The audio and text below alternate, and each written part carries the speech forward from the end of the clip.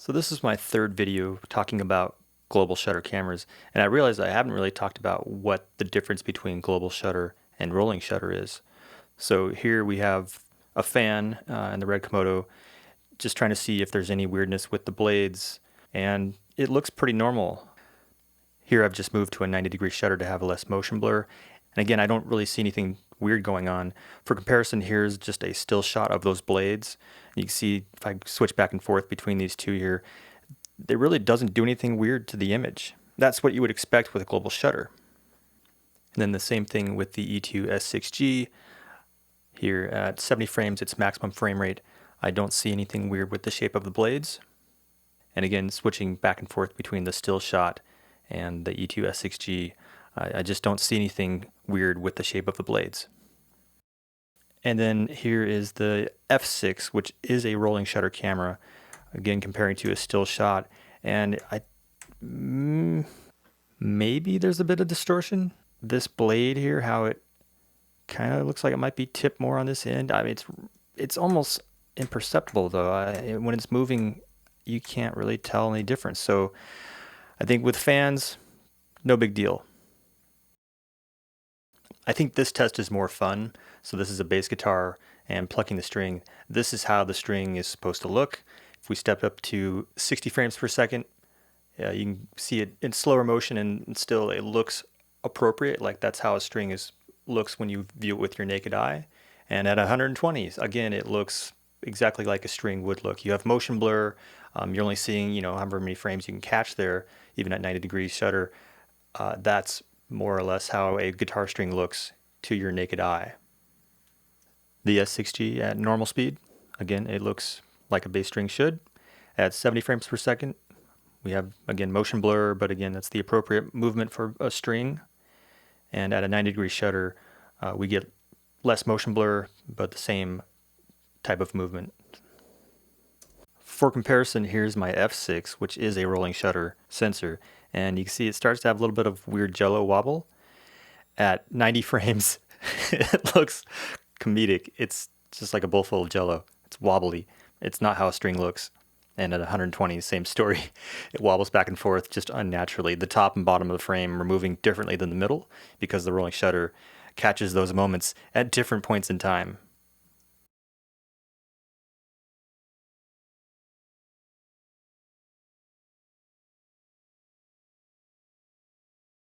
The difference between global shutter and rolling shutter is obvious with flashing lights. A global shutter will capture the entire sensor at the exact same time, so the strobe is evenly exposed on the entire scene. If you can catch it, you'll notice that sometimes it just doesn't see the strobe because the strobe is a very short burst of light, and the shutter is only open for half of a frame if you're at 180 degrees, or a quarter of the frame if you're at 90 degrees.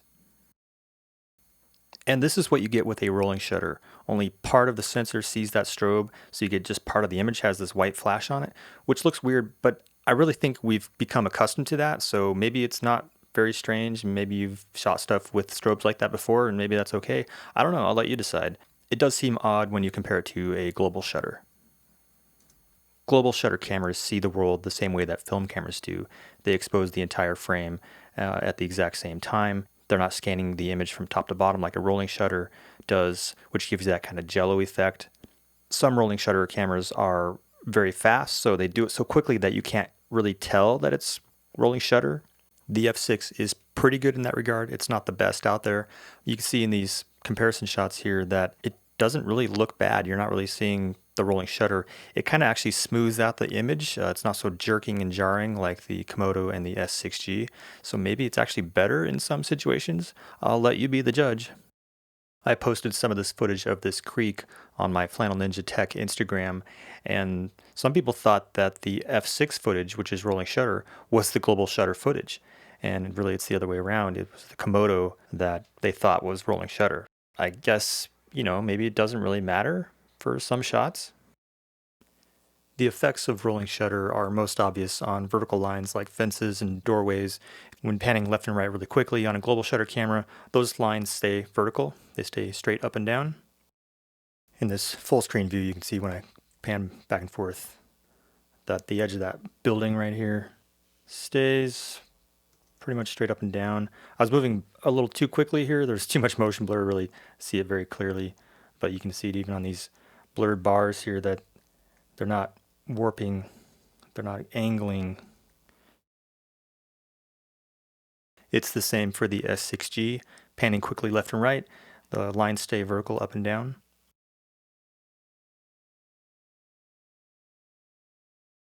But not the F6, which is a rolling shutter sensor. You can see right away it has this angle. Everything gets a little lean when you pan quickly left and right.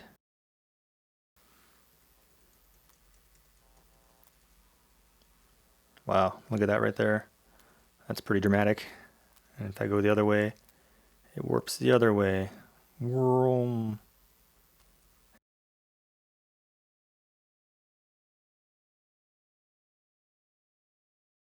And one more time, all three cameras, you can see that the F6 just gets this really dramatic angle, and the other two are just fine, up and down. Go back the other way, boom, angle. As I mentioned in my last video, I'll talk about my transcoding process.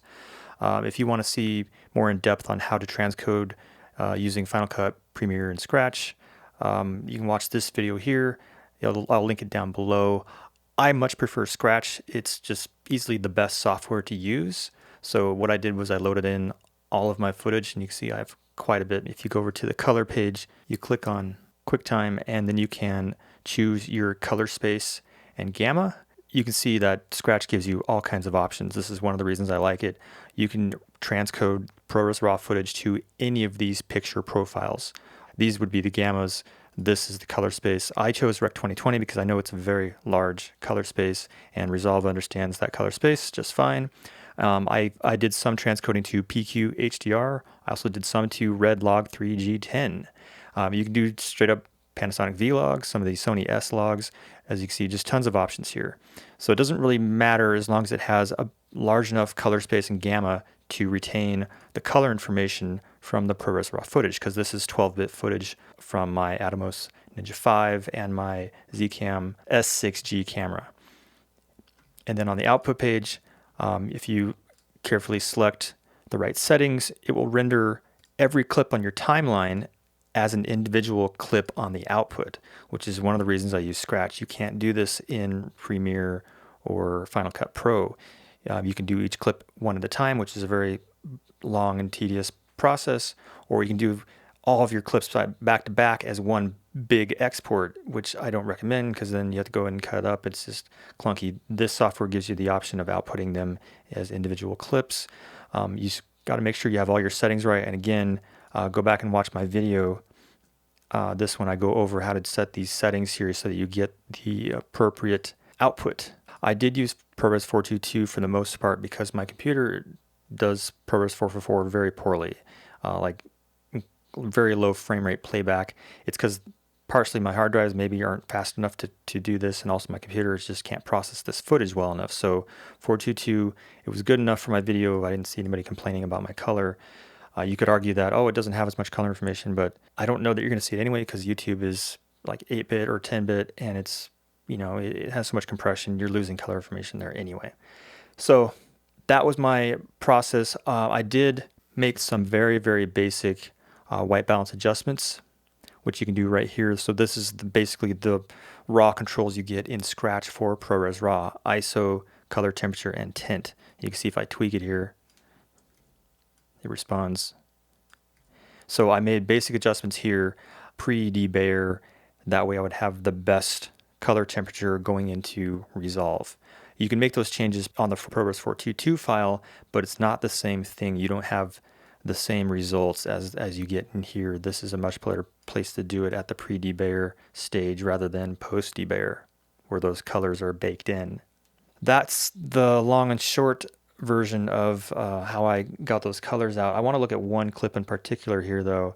It was one of these where we saw some clipping highlights. Let me turn off this monitor. So the blue channel looked like it was clipping pretty harshly on the S6G, and it probably was.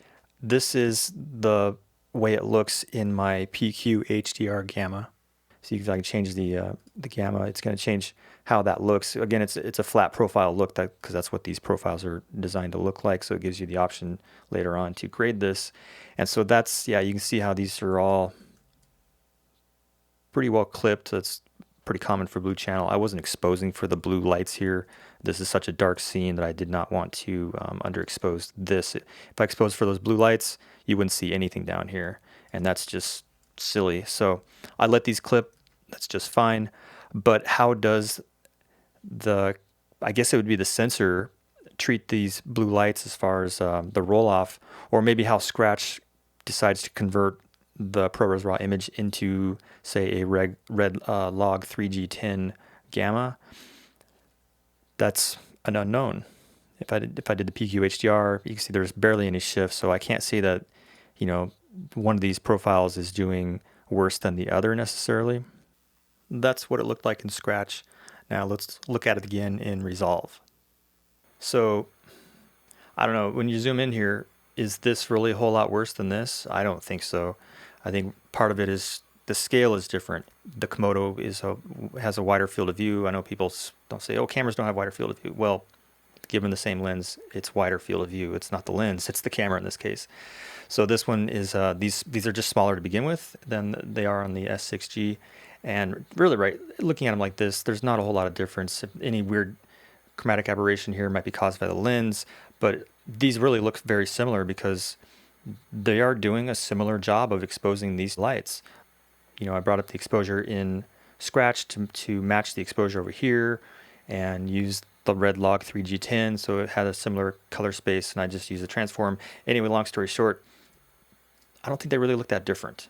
So yeah, if it looks clipped, it's because it is clipped, and that's just how it is when you're in a dark scene, and blue lights clip a lot easier on sensors than other colors. For standalone shots like this, I just did a manual grade, and I even used a plugin like Dehancer to make it look pretty. But for the comparison shots, I would just use a color space transform. Let me see if I can find one here. You could say I got a little lazy and I just didn't want to try to match these manually. And why should I if this footage is in, say, a red log 3G10 profile, which this one was. So my input color space, just like I had it in Scratch, Rec 2020, the gamma is the red log 3G10. And I just did a minor adjustment, I think maybe for color, yeah, for the white balance, to get that to match a bit more. And that was all I did for this S6G. And that's how closely they match, because Scratch does a really good job at putting this footage into this gamma.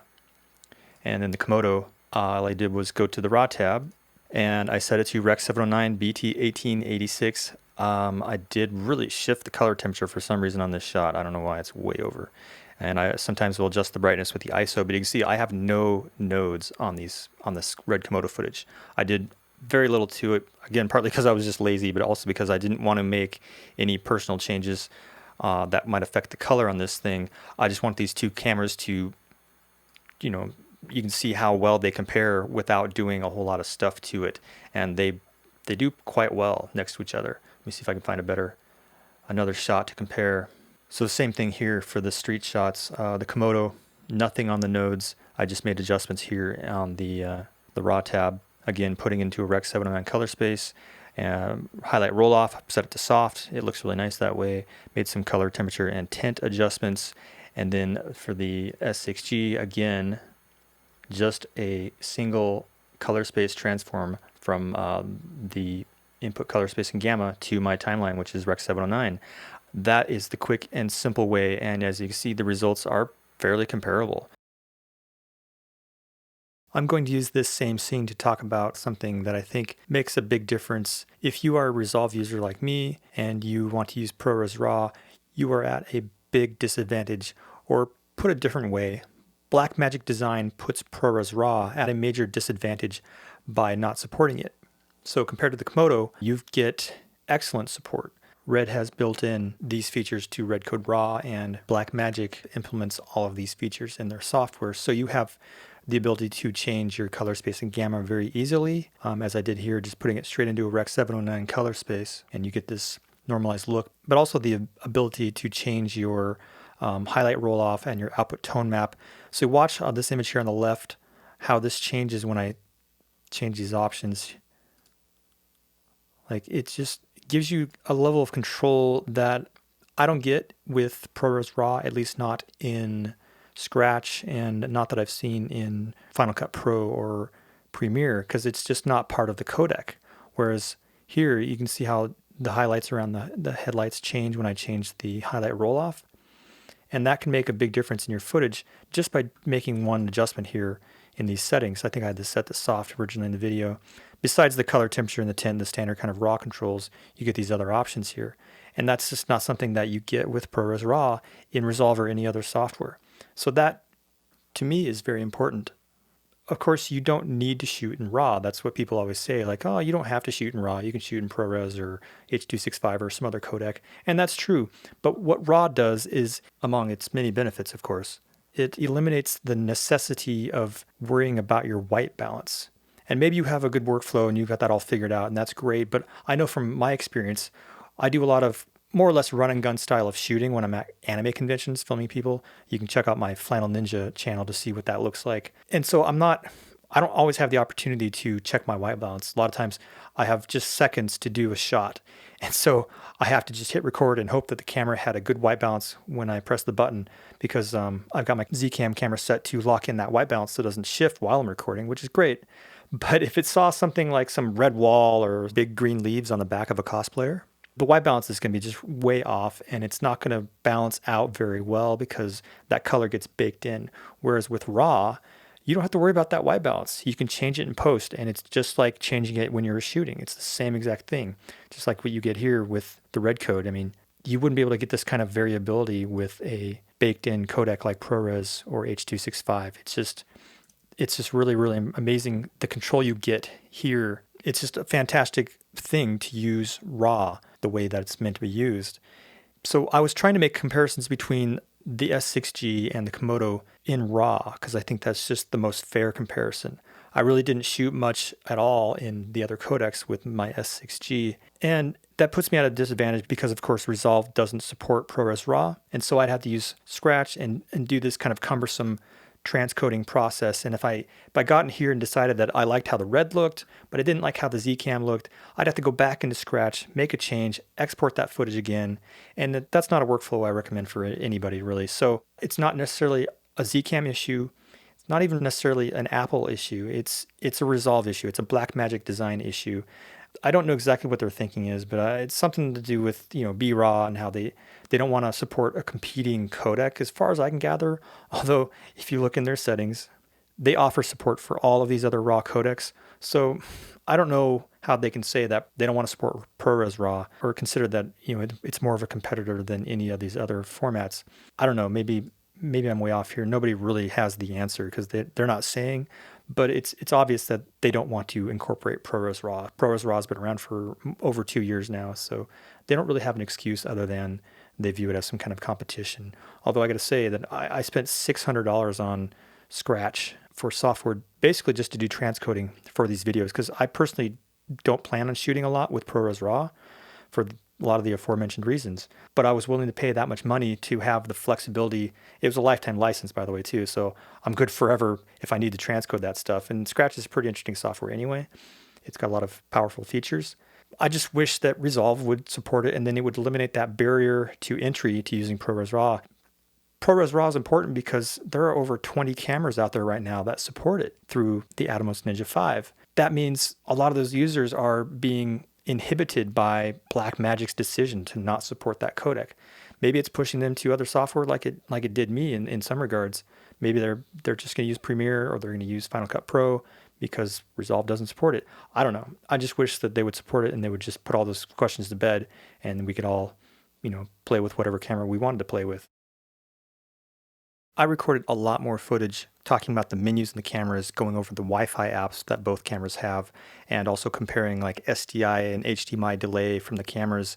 And I also go over a bunch of accessories for both cameras. This video is already over 20 minutes long, so I'm not going to put that in this one. It's pretty tedious stuff anyway. If you are interested in that, let me know down in the comments and maybe I'll put that out as a separate video. Otherwise, I will put an end to this video series and move on to my next video. Thank you so much for joining me in this video series comparing the REDCODE and the E2-S6G. It was a lot of work. It took a long time. I want to give a huge shout out and thanks to Soltis Cameras for sending me the E2-S6G for review. I've had it for about 2.5 months, so they've been very gracious and kind. This video isn't sponsored, but I'm just really grateful to them. And if you have any questions about zcam cameras or you want to make a purchase, definitely go to soltiscameras.com. They're very knowledgeable and very willing to help out. Otherwise, please remember to like and subscribe, and I'll see you in my next video.